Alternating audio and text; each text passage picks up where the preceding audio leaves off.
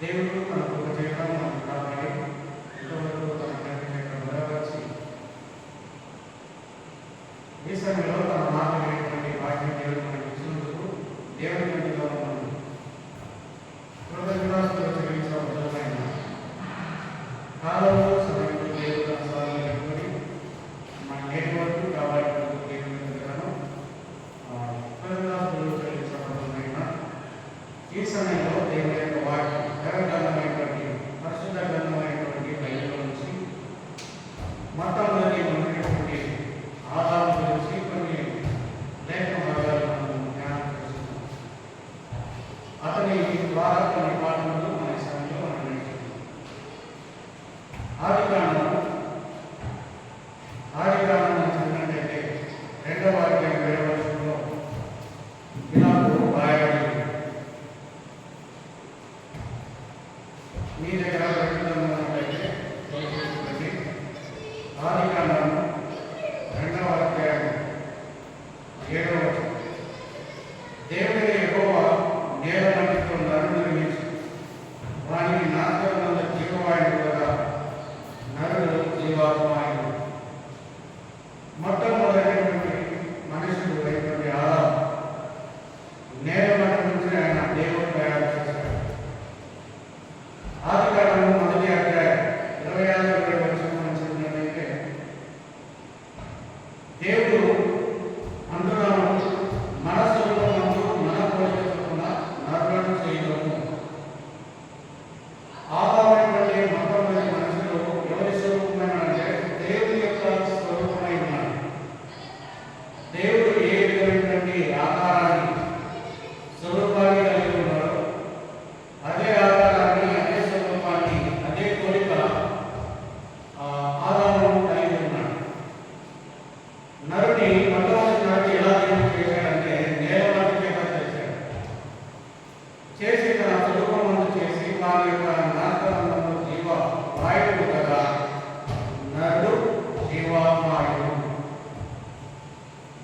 నరుడి కంటే ముందుగా దేవుడు సమస్తమైనటువంటి యొక్క సృష్టిని, భూమిని, ఆకాశాన్ని, అందులో ఉన్న సమస్తాన్ని, భూమి జంతువులని, పక్షులను, అలాగే అక్కడ విధమైనటువంటి వృక్షములను కలవసం చేశాడు.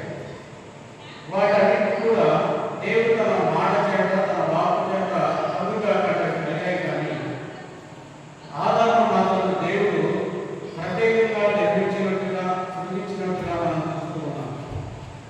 తన చేతుల్లో ఆదామును దేవుడు నిర్మించాడు.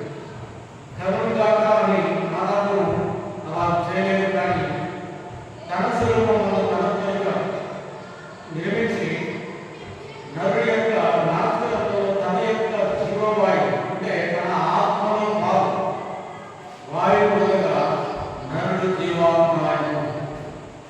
బైబిల్ గ్రంథంలో మనుషులు మాత్రమే జీవాత్మైనటువంటి వాడు. కానీ మిగిలినటువంటి జంతువులు కావచ్చు, పక్షులు కావచ్చు, ఏ విధమైనటువంటి ప్రాణులు అవన్నీ కూడా ప్రాణం మాత్రమే కలిగి ఉన్నాయి.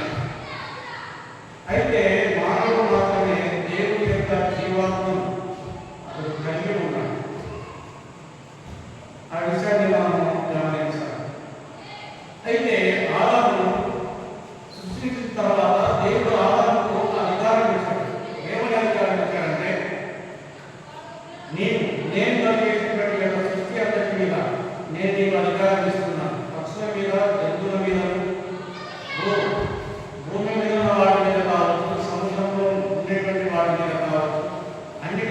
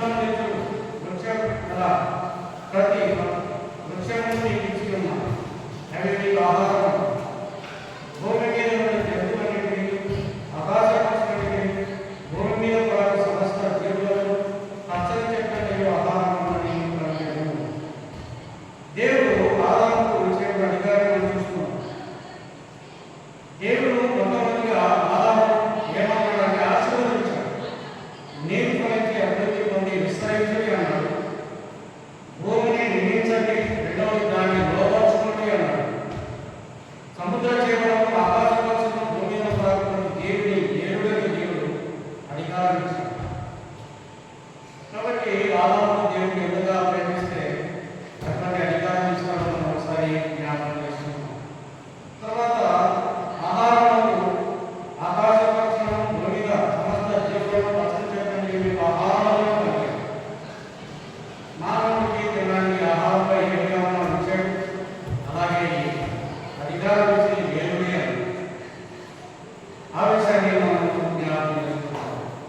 కీర్తన గ్రంథంలో 8వ కీర్తనలో మనం చూసినట్లయితే అక్కడ మానవుడికి దేవుడు ఇచ్చినటువంటి ఆరోగ్యం గురించి కీర్తనకారుడు ఈ విధంగా ప్రశంసిస్తున్నట్టుగా మనం చూస్తూ ఉన్నాం. కీర్తన గ్రంథం 8వ కీర్తన 3వ వచనాన్ని మనం చూసినట్లయితే నీ చేతి పైన నీ ఆకాశములను నీవు కలిగేసిన చిన్న నక్షత్రం ఉండగా నీవు మంచిని జ్ఞాపకం చేసుకున్నప్పుడు వాడేవాడు, నీవు నరకులను దర్శించినప్పుడు వాడేవాడు. దేవుడి కంటే వారిని కొంచెం తక్కువ వారిగా చేసుకున్నాను. మహిమ ప్రభావంతో వారికి జీవితం ధరింపజేస్తున్నాం. నీ చేతి పనుల మీద వారికి అధికారం ఇస్తున్నాం. గొర్రెలన్నిటినీ, ఎడ్లన్నిటినీ, అడవి మృగాలను, ఆకాశ పక్షులు, సముద్ర మత్స్యములను, సముద్ర మార్గం సంచరించు వారిని వారి పాదల కింద ఉంచి ఉన్నారు. చూడండి, మన చదువుని వాక్యాలలో కీర్తన గ్రంథము 8వ కీర్తన 3వ వచనం నుండి 8వ వచనం వరకు మనం చదువుతున్నాం. మనిషి యొక్క పాదల కింద పెట్టాడు. అడవి జంతువులు కావచ్చు, పక్షులు కావచ్చు, సముద్రం అనేటువంటి గొప్ప మత్స్యములు కావచ్చు, అన్ని మహిమా ప్రభావంతో వారిని క్రీడ ధరింపజేసి దేవుడు తన చేతి పనుల మీద వారికి అధికారం ఇచ్చాడు. దేవుడు ఆదాముకి అధికారం ఇచ్చాడు గొప్పగా. కాబట్టి దేవుడు ఆదాముకి అధికారం బట్టి ఇవన్నీ కూడా లోపడుతున్నాయి. భూమి మీద ఉన్న సమస్తం, భూమి మీద ఉన్న సమస్త జీవరాశి, పక్షులు కావచ్చు, జంతువులు కావచ్చు, అవి ఏమైనా కావచ్చు, మానవుని యొక్క అధికారం దేవుడు వాటి మీద పెట్టడం లోపడుతున్నాయి. మానవుడు వాటికి లోపడుతున్నాయి. దేవుడు లోపడ్డాడు కాబట్టి లోపడుతూ ఉన్నాడు. మరొక వాటిని మనం చూసినట్లయితే ఒకసారి చూడండి, ఆదికాండము మనము చదువుకున్నట్లయితే ఆదికాండము 9వ అధ్యాయం 1వ వచనం. మరియు దేవుడు నోవహును అతని కుమారులను ఆశీర్వదించి నీరు భరించి అభివృద్ధి పొంది భూమిని నింపుడి. నీ భయమును, నీ బెదరు, అడవి జంతువులన్నిటినీ, ఆకాశ పక్షులన్నిటినీ, నేల మీద ప్రాకు ప్రతి క్రొవ్వులను, సముద్రపు చేపలన్నిటిని అవి నీ చేతికి అప్పగింపబడి ఉన్నవి. దేవుడు భూమి మీద ఉన్నటువంటి జంతువులైనా సరే, అవి గొప్పవి కావచ్చు, కుటుంబమైనవి కావచ్చు, పెద్దవి కావచ్చు, చిన్నవి కావచ్చు, అవి ఏమైనా సరే దేవుడు మంచిదిగా అప్పగించాడు. వాటికి భయం పుట్టించాడు. నరుని వలన భయపడి పుట్టించాడు. బెదిరి పెట్టాడు. ఎందుకంటే ఈ జంతువులు కావచ్చు, పక్షులు కావచ్చు, మన కన్నీ ఇవన్నీ కూడా లోపడుతున్నాయి, భయపడుతున్నాయి. మన చెప్పినట్టుగా వింటా ఉన్నాయి, మన చేతి కింద లోబడి ఉన్నాయి. దేవుడే వాటికి మన బెదురు పెట్టాడు, మన యొక్క భయం పెట్టాడు కాబట్టి అవి లోబడుతున్నాయి. దేవుడు ఇచ్చినటువంటి మానవ అధికారం, సృష్టి మీద అధికారం ఇచ్చాడు, భూమి మీద అధికారం ఇచ్చాడు, భూమి మీద ఉన్న సమస్త జీవాసుల మీద అధికారం ఇచ్చాడు, చట్టమైనటువంటి వృక్షముల మీద అధికారం ఇచ్చాడు, జంతువుల మీద అధికారం ఇచ్చినట్టుగా మనం చూస్తూ ఉన్నాం. తర్వాత వాక్యాలలో మనం చూసినట్లయితే మానవుడికి దేవుడు ఒక బాధ్యతను అప్పగించాడు. ఆదాముకు ఒక బాధ్యతను అప్పగించాడు. ఏమని అప్పగించాడంటే ఏదైనా తోటను కాయాలి, దాన్ని శ్రేష్టపరచాలని దేవుడు చెప్పాడు. ఆదికాండము 2వ అధ్యాయం 8వ వచనము అలాగే 15వ వచనం మనం చదువుకుందాం.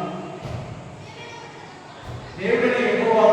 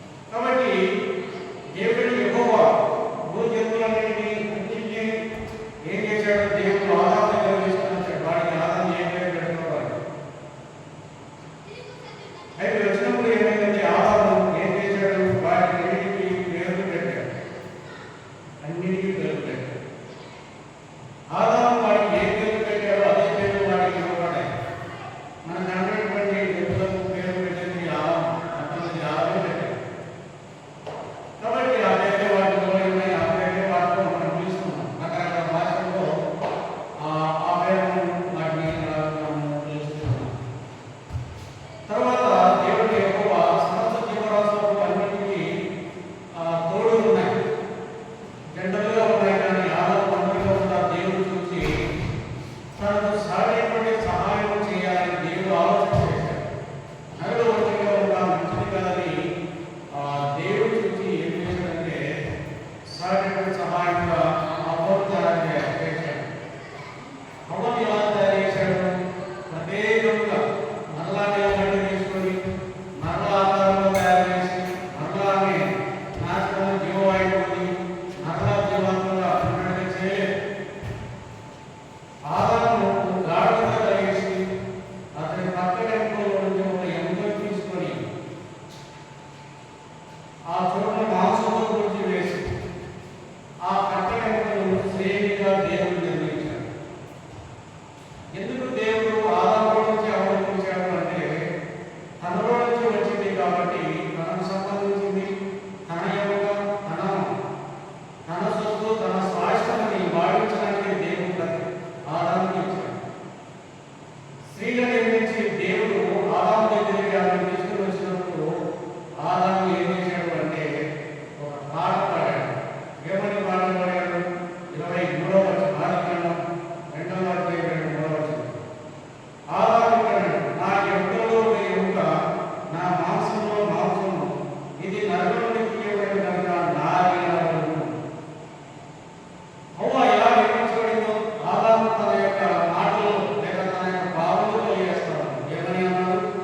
ఇది నా ఎముక అన్నాడు, ఇది నరుల నుంచి తీయబడింది, ఇది నా మాంసం అన్నాడు, ఇది నరుల నుంచి తీయబడింది కనుక హవ్వకు పేరు పెట్టి దేవుడండి ఆదాము ఏమన్నాడు? నారి అనబడును. నారి అని హవ్వకు పేరు పెట్టింది కూడా ఆదామే, దేవుడు పెట్టలేదు. కాబట్టి ఎందుకు ఇచ్చాడంటే సహాయంగా ఇచ్చాడు, తోడుగా ఇచ్చాడు. తర్వాత దేవుడు తన ప్రణాళిక నెరవేర్చడానికి ఏమన్నాడు? భూమిని నిందించుడి, ఫలించుడి, అభివృద్ధి చెందుడి అనేటువంటి దేవుని యొక్క వాగ్దానాన్ని నెరవేర్చడానికి దేవుడు స్త్రీని ఆదాముకు ఇచ్చాడు. కాబట్టి ఉన్నటువంటి భూప్రజలందరూ కూడా వారు ఏ జాతి వారైనా సరే, ఏ భాషను మాట్లాడవారైనా సరే, అందరూ కూడా ఒక్క స్త్రీ నుంచి వచ్చిన వారిని వారు ఎవరంటే ఆదాము హవ్వ. కాబట్టి అక్కడి నుంచి ఈ భూ ప్రపంచ ప్రజలందరూ అభివృద్ధి చేశారు, ఫలించారు, సంతానం అయిన వారే విస్తరించారు. కాబట్టి మనమందరూ దేవుని యొక్క ఆదాము దేవుని యొక్క సంతానం, మనమందరూ ఆదాము యొక్క సంతానం. కాబట్టి ఏ మనిషి కూడా ప్రత్యేకంగా పుట్టలేదు. నరు నుంచి నరుడు కలిగాడు, నరు నుంచి నరుడు కలిగాడు, శరీరం నుంచి శరీరం కలిగాడు. కాబట్టి ఆదాము ఎటువంటి శరీరాన్ని కలిగి ఉన్నారో, ఎటువంటి ప్రాణం కలిగి ఉన్నారో, ఎటువంటి జ్ఞానం కలిగి ఉన్నారో అదే ఇటువంటి ప్రజలందరూ కూడా కలిగి ఉన్నారు. నరుడు మా నేల మట్టికి తీయబడ్డాడు కాబట్టి మనందరం మట్టి, నేలలోనే ఉన్నాం, నేలలోనే కలిసి ఉన్నాం. కాబట్టి ఈ భాగంలో ఆదాము నిర్మించబడిన విధానం, దేవుడు ఆదాముకి ఇచ్చిన అధికారం, దేవుడు ఆదాము ఆశ్రయించిన విధానం, దేవుడు సమస్తమైన వాటిని తెలియబడిన విధానం, అలాగే ఆదాము శారీరక సహాయంగా ఇచ్చినటువంటి హవ్వ గురించి మనం చూసాం. కాబట్టి ఈ లేఖ భాగాన్ని కూడా మన నిమిత్తమై దేవుడు మనలను భద్రపరిచి ఆశ్రయించి వర్ధిల్లేసేట్టుగా, దేవుడి నుంచి మనం జీవించి ఆశ్రయించుగాక. శ్రద్ధగా